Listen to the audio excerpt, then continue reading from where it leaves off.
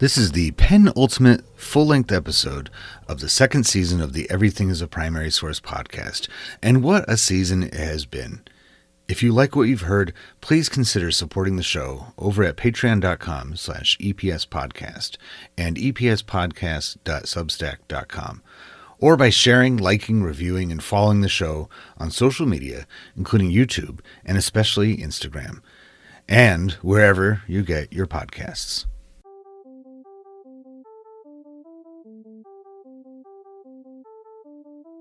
The Oregon Trail. That term evokes images of either pioneers making their way from east to west in the middle of the 19th century, or their computer game where, no matter what you do, at least one of your characters will die of dysentery. The game was such a staple of elementary school computer labs throughout the 1980s, and many of us who played it on the Apple IIe probably assumed that Oregon Trail just fell into the mix of Where in the World is Carmen San Diego and Number Munchers as games developed all at the same time with the purpose of entertaining and educating our generation. But the Oregon Trail has its origins earlier than with the personal computer revolution, making it, and those who created it, pioneers in their own right. Dan R. Morris, host of the fantastic history podcast Tracing the Path, joined me recently to talk about the educational game and from where and when it came. So choose names of your travel companions, load up the wagon, and try to avoid contracting medieval diseases. We're about to embark on the Oregon Trail. I'd like to welcome you back to the Everything is a Primary Source podcast. I am Eric Paul, and I'm being joined today by this is a special guest and we'll explain just how unique our meeting is. But I'm being joined today by Dan R. Morris, who is the host of the Tracing the Path podcast, and it is so I'll tell you, Dan, I last week I started listening to your show. We got in touch with each other, and I started listening to your show, and my wife actually said, because I was putting it on as we were driving around, and then we put a podcast on almost every night when we go to sleep. And she's like, don't put that one on again when I'm trying to sleep, because I stayed awake listening to it the whole time. I didn't want to miss anything. She's like, put on the ones that I can just kind of, phase out. So it's such an interesting show. Where did you come up with the idea for the Tracing the Path podcast? So that is an excellent question and a fantastic segue, because when I was a teenager, maybe even early college, I used to listen to Paul Harvey. And like your wife, Paul Harvey was the only thing. I don't care how late I was to a meeting. If Paul Harvey was on the radio, I was not turning the car off until it was over. So I wanted to create that for my kids, like some sort of a story where it's not YouTube, it's not visual, it's in their brain. The pictures, all that stuff that makes them not want to end it. Like, let's keep the car on, Dad. Let's drive around the block one more time till it's over. Like that concept. And so that's how it came to be, really. It's awesome, and I love the idea that. Just like Paul Harvey used to do, when you would hear, the beginning of his story, you would not guess the end at all. Like there would be no way that you would make that leap. You're like, oh, he's talking about, this is easy. He's talking about Benjamin Franklin. It's like, no, he did such a wonderful job, the theater of the mind, being able to paint a picture for you and walk you through something that, it was a limited time, because usually it was like the morning was when he would tell you the first part, and then the afternoon you'd hear the second part, the rest of the story, and you would get the rest. And it was like, you actually, in that short period of time, you came to care about that story, even if you didn't think, that you would. And so in the afternoon, you're like, and imagine how different it would be if he had a podcast, if he was still alive, because I don't think it would have that same magic to it of being able to, just pick it up anytime. It was part of like the routine, of the day, because I still do it now. I don't know if you do this. I listen to a lot of podcasts, and sometimes I catch myself doing the Paul Harvey thing where I'm sitting in my car. I'm like, I don't want to turn this off right now. Oh, wait, I can, because it'll be right back on where I leave. But like, I'm just so trained to like not turn the radio off, because I'll miss it. But that's why I think the length of your program is really nice, because it allows for you to, say, all right, which, where's he navigating us through right now? Which direction are we going to go? So it's awesome. Paul Harvey had this quote before he retired. He was speaking, forgetting an award, and he was talking about the power of audio. And I remember him saying that when he was a kid and he was listening to the stories on the radio, is that he always felt like the hero of the story looked a little bit like him. And I always thought, wow, that is amazing. Just like every kid is listening to a story about a hero, and every kid, like, you put a little of yourself into the story. And so I was telling that to someone online, and somehow my love of that quote made it to Paul Harvey Jr., who actually wrote me a letter, because he then started listening to the podcast, and he wanted to start a podcast, which he did. He started a little one, but he got a little busy. But I think I might actually be helping him start another podcast. That would be, and for you, that talk about your own like full circle kind of thing, being able to, because Paul Harvey Jr. actually wrote all of the rest of the stories for his father. So he has cool. He has the technique. It's not like he's just happens to share the same name. He shares some of the same interests and talent. Then he just doesn't say, "And now for the rest of the story." He doesn't, because only his dad could do that. I remember Mike Huckabee. Exactly. Mike Huckabee tried to take over for a little while. That was, and it just wasn't quite the same. I'm like, you gotta, get your same. You can't do it, So don't try to replicate.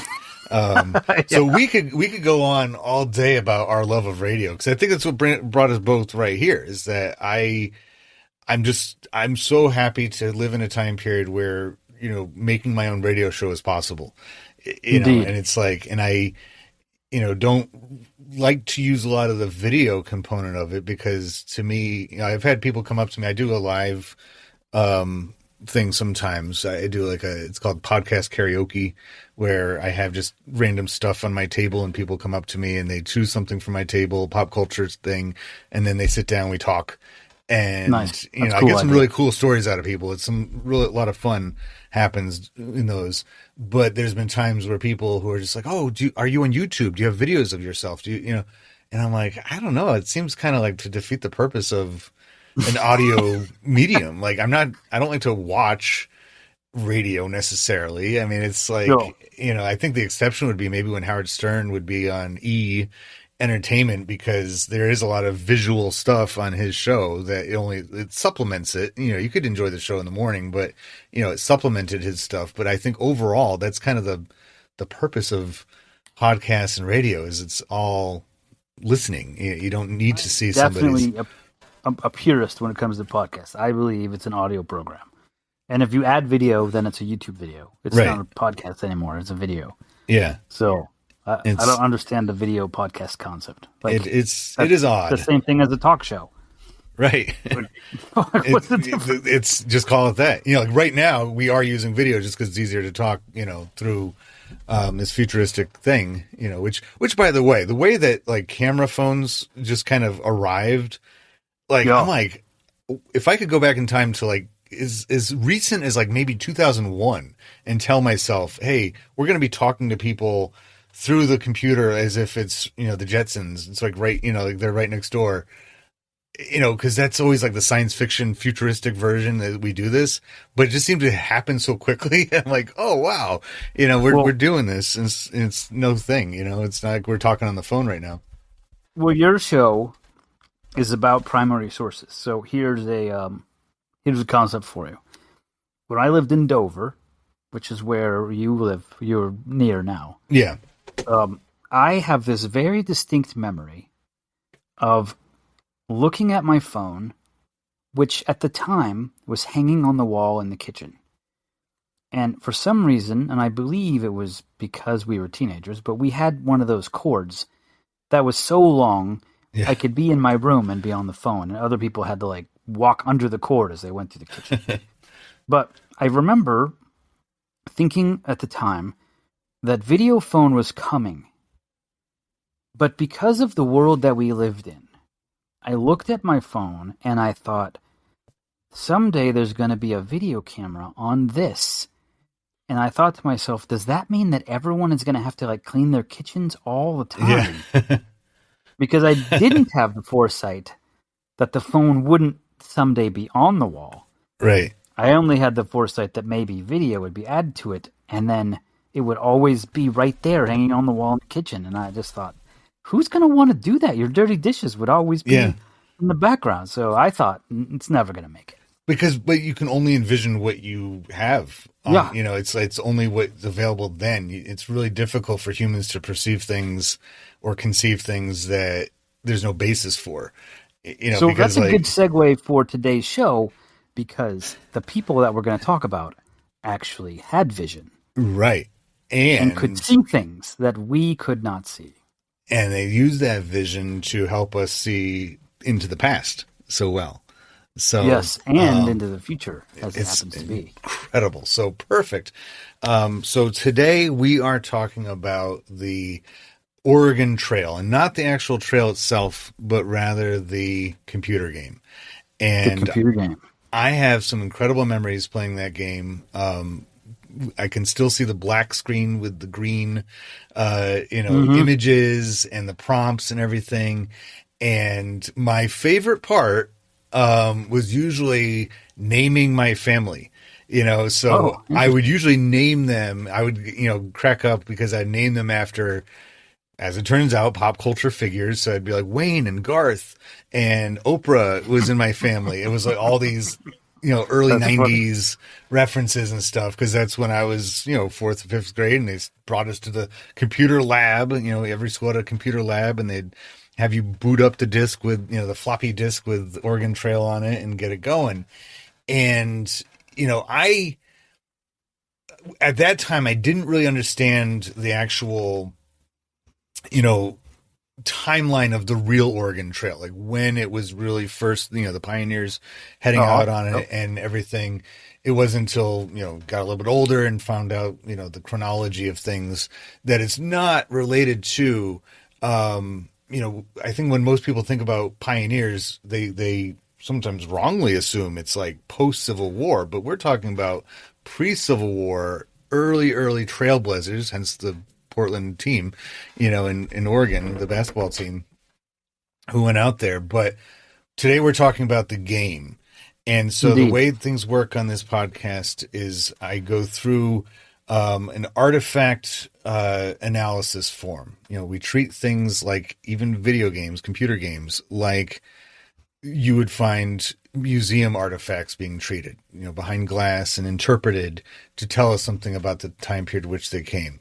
I shared that document with you. We oftentimes go in order from material it's made out of all the way down to prescriptive versus descriptive. But is there a spot on that form that you think would be a great place to start the story of Oregon Trail? Well, I do think it probably needs to start, maybe even the setup of how it came to be. Yeah. Before we go into it, for those people who may or may not know of it, or maybe you only know the modern version of the Oregon Trail and you don't really know the beginning of the Oregon Trail.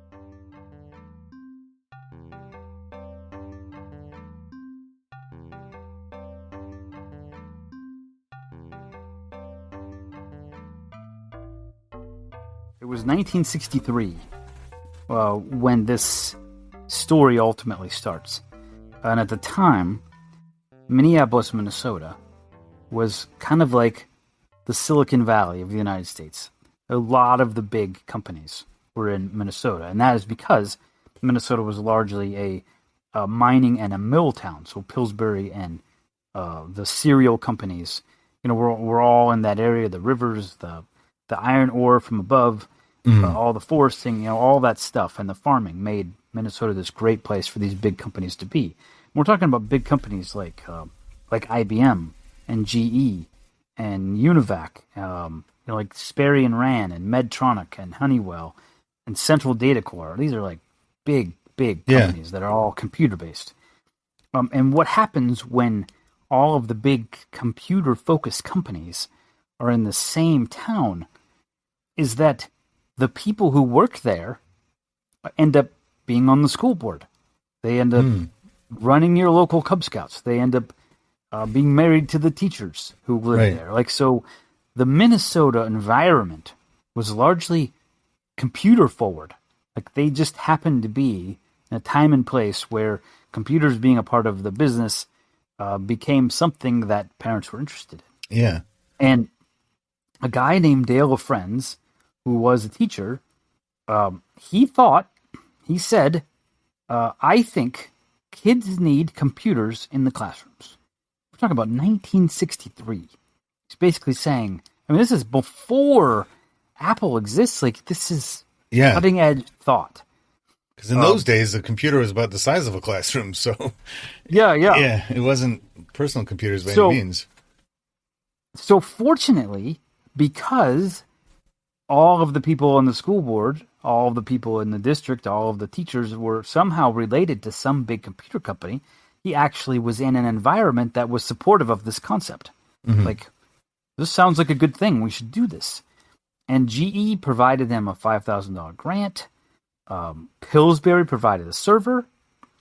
So like the community, the environment of the time, and I think a lot of historical things that happen, even Bill Gates' situation, how he creates Microsoft, ends up a lot to do with the environment they're in. Absolutely. So Dale Friends is in this environment where everyone is for it, and the school board actually says, you know what, let's create a group to help you do this, which ended up being called TIES, TIES, which was a Total Information for Education Systems. And they said, okay, Dale, get computers in the classrooms. What does that take? And that's when he went out and got a grant, and the money was to cover not only getting computers, but in order to create a network, they needed to be a server where all of the computers could plug into. And it used to be more like a hub and spoke model, where all the computers called into one server, and then that server held all the information. Well, the only place he could find a server was in Dartmouth, New Hampshire, where you are. So at Dartmouth gave him rights to use the server, which meant all of these Minneapolis schools, their computers had to dial in to Dartmouth, which at the time was a long-distance phone call. Yeah. So that's what the $5,000 was for, was to pay for the long-distance charges and for the computers in order to make this network work. And so because computers were a part of the community, coding was a big part of the local colleges. It was part of continuing teacher education. It was just like coding computers was kind of part of the fabric of Minneapolis culture.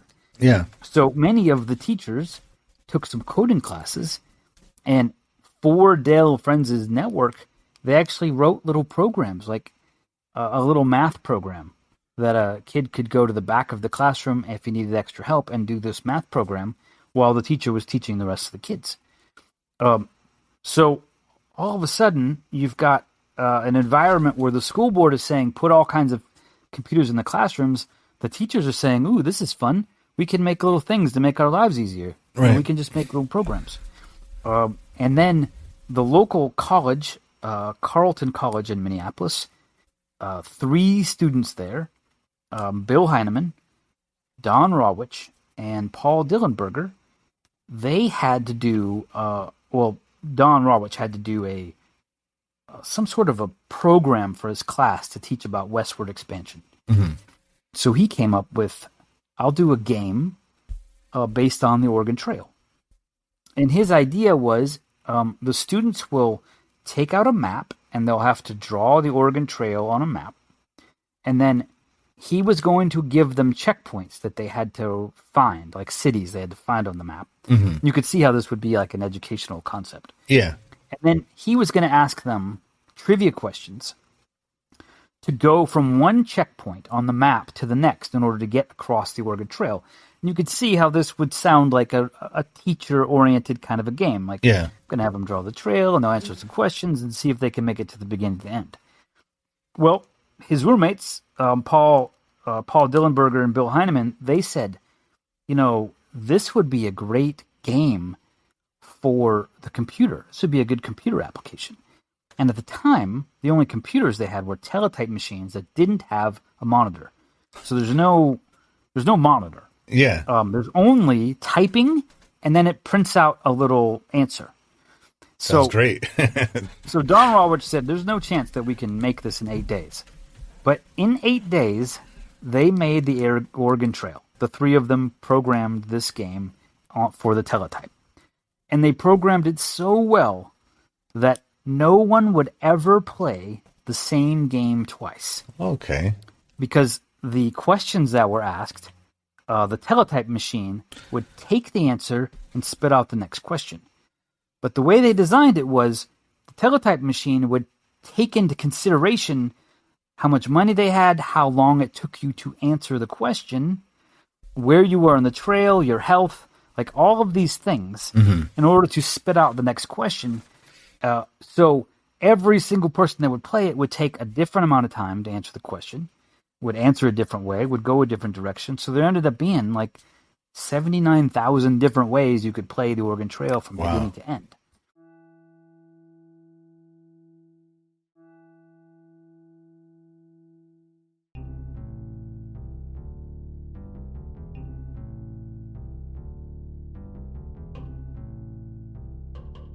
So 1972 comes around, and the Vietnam War begins, and there's a draft, and Don Rawitch is drafted. And he says, well, I am a, what is that called? Conscientious objector. I would rather serve my community in a different way.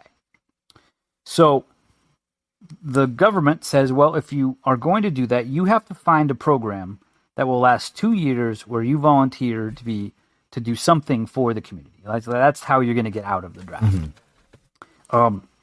So this is, let's just say this is in the Choose Your Own Adventure books. This is option A.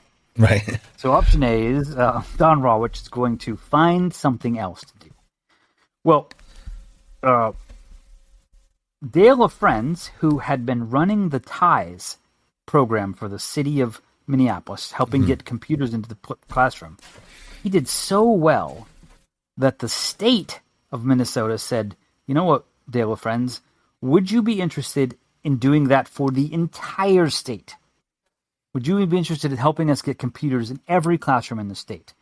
And if so, we'd like to create a new program we're going to call MEC, the Minnesota Education Consulting Consortium. And if you are a fan of the Oregon Trail, you will know that every time you ever played the Oregon Trail, the MEC logo would come up before the Oregon Trail game. I can see it, yeah. So Dale of Friends became head of MEC, and their job was to get computers into every classroom. And at that time, Don Rawitch was being asked to go find something to do that would benefit society, basically, instead of going into Vietnam. He, through his contacts at Carleton College, found out about MEC, and he ended up becoming an intern at MEC for Dale of Friends. So now we have a connection where the guy who actually wrote a computer game called the Oregon Trail is now paired up with another guy who insisted that every kid should have access to a computer in the classroom. This is kind of where the story begins, where those two people meet. And so Don Rawitch is an intern. He's doing whatever he's supposed to do. This is a few years after he created the Oregon Trail game for the Minneapolis. They ended up loading it up to the Minneapolis school system, the network, through Carleton College. And some kids played it, and they enjoyed it. And he remembered getting feedback. And here he is at MEC. And he's seeing what Dale of Friends has done, and he's seeing all these computer programs that the teachers have made, how to do math, how to do science, like all of these things. And he says, would you guys be interested in another piece of software? And they said, yeah, we can use whatever you can get. Yeah. So over Thanksgiving in 1972, he retyped the entire Oregon Trail game from a printout that he'd made several years earlier into MEC's computer consortium. Like the entire thing in 3 days, what took them 8 days to write. And that's when Oregon Trail relatively became famous in Minnesota. That's when every classroom had the opportunity to take it. And they were still working on getting more and more classrooms computers, but the ones that had access now had access to the Oregon Trail. Wow. Now, not every school in Minnesota had access because of money. And the money problem was the long-distance phone calls. Like all of these schools had to dial into a remote server. Were they still calling all the way to Dartmouth College? Dartmouth. Or they were still doing that? Okay. Yeah. And this is where Pillsbury steps in. Pillsbury says, we happen to have a GE server. We're in Minneapolis. We'd be happy to help solve that problem for you. But complications come with any time you're dialing into a system. So while that was a great option and they switched to the Pillsbury server, it wasn't the final option. They really needed to figure out a way to do this better. And so in 1977, in Cupertino, California, there was a computer show called the West Coast Computing Fair. Now, there weren't that many computer shows in the United States. So this one, if somebody was interested in computers, this is the one to send people to. So the state of Minnesota sent some of their representatives from MEC to the West Coast Computing Fair to figure out, like, what are our other options? Huh. And one of the booths at the fair had this little personal computer that had a disk drive. And the disk drive was something they'd never had before. And not only did it have a disk drive, it had a remote disk drive that could be plugged into the computer, unplugged, and plugged into another computer. So they thought, we could take all of our software, we could put it on a disk, we could take it to one computer, load it on the computer, take it out, drive to the next school, load it on the computer, drive to the next school. They could easily get all of the software everywhere. Well, this computer company in Cupertino, California, at this West Coast Computer Fair, was only 2 guys. And the main guy's name was Steve Jobs. Oh, yeah, I've heard of him. Yeah. This was Apple. This was Apple's first foray into trying to sell their computers. This is their first show. They were at the West Coast Computing Fair. Steve Jobs had this unbelievable idea, the same that Dale Friends had, that everyone needed computers. Yeah. But Steve Jobs had one problem. He didn't know how to tell people why they needed it. He knew they needed it. He knew it was the future. Yeah. He knew it would make life better. But he didn't know how to explain to people that they would need it. But when the MEC people showed up at his booth and said, this is our problem. Mm-hmm. We have all this software. We've got math games. We've got all these things for people to do on a computer. But we don't have enough computers, and we don't have a way to do it cheaply so that we can avoid paying the long-distance costs. Yeah. For Steve Jobs, that was the watershed moment. Like, holy mackerel. Yeah. Now I know why people need computers. So MEC and Apple sort of teamed up. Apple bought a license, like became a licensed reseller of MEC software. And MEC bought 500 computers from Apple to put in all of their classrooms. So at this point in time, in 1978, Apple had only sold 7,600 computers. But after this moment, 1 year later, they have sold 57,000 computers. That'll do it, yeah. Because once the Minneapolis school systems and all of the Minnesota school systems started using this software, other school systems around the country started hearing about what they were doing, and they wanted to be part. Without the Oregon Trail, without this game, without this software and all these other little math games, then it wouldn't have been as attractive because the students weren't interested. Because, when Oregon Trail game was put on a computer, kids would line up down the hall after school to play on the computer to play the game. Like it was popular. And teachers would tell other teachers, you would not believe that our students, how much they're learning about westward expansion through this game, and they're dying to play it. Like they just want to play it. Yeah. Like that concept made other schools want it, made other teachers want it, made other school systems want it.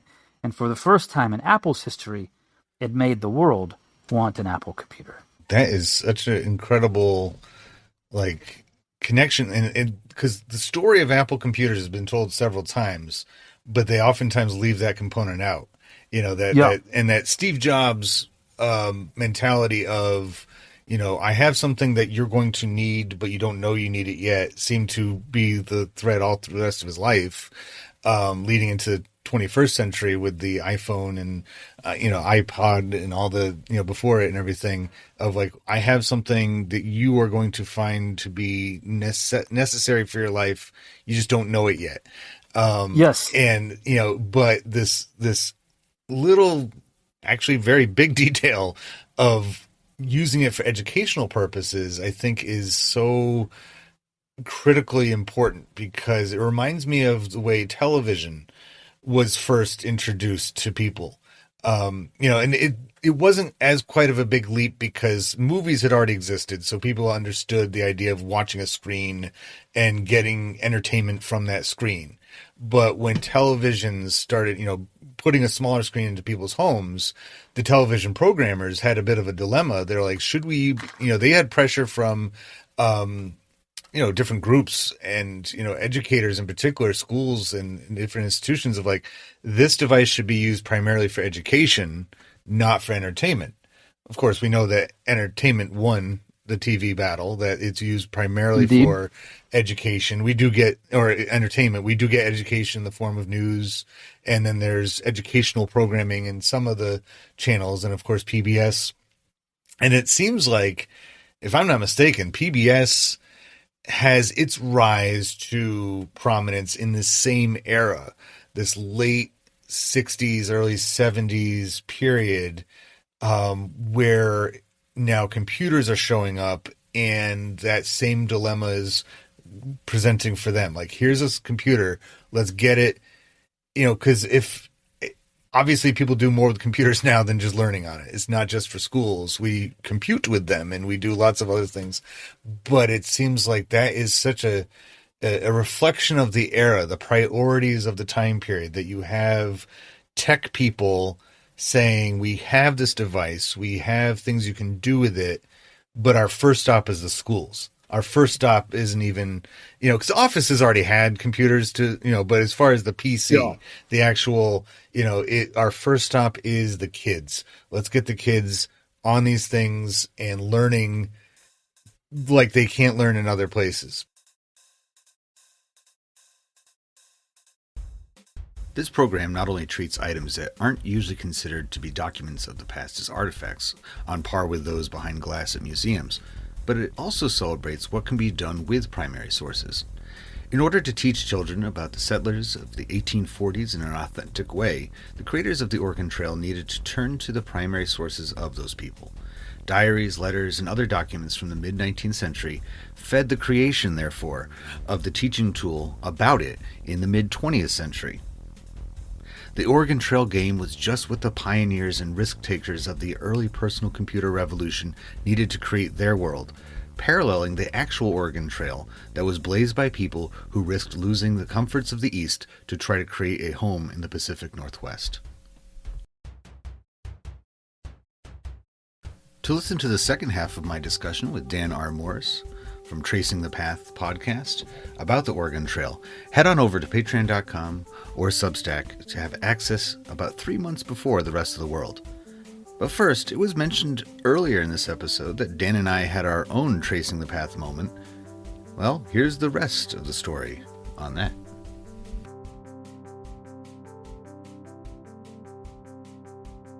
Just to complete the story that I said before, real quick, when we were talking, getting, texting back and forth, listeners, what we did was we found out that I found out through listening to one of your episodes that not only had you lived around the same area, the seacoast of New Hampshire that I live in and grew up in, but I teach at the school that Dan went to school in. So, in the short, I'm like, talk about tracing the path. That's like the perfect. I'm like, but then I think about the computers and the algorithms. I'm like, maybe the AI had a little bit of, putting us together. Maybe it brought my thing to you because it knew that you had that connection. But anyway, I'm just excited to share the episode with my alumni group. That's cool. Yeah, we're going to definitely have to do that. And so, Dan, thank you very much for joining the Everything is a Primary Source podcast. And thanks for everybody for listening to the EPS podcast, where everything, including Oregon Trail, not the trail, but the game, is a primary source. We'll talk to you next time.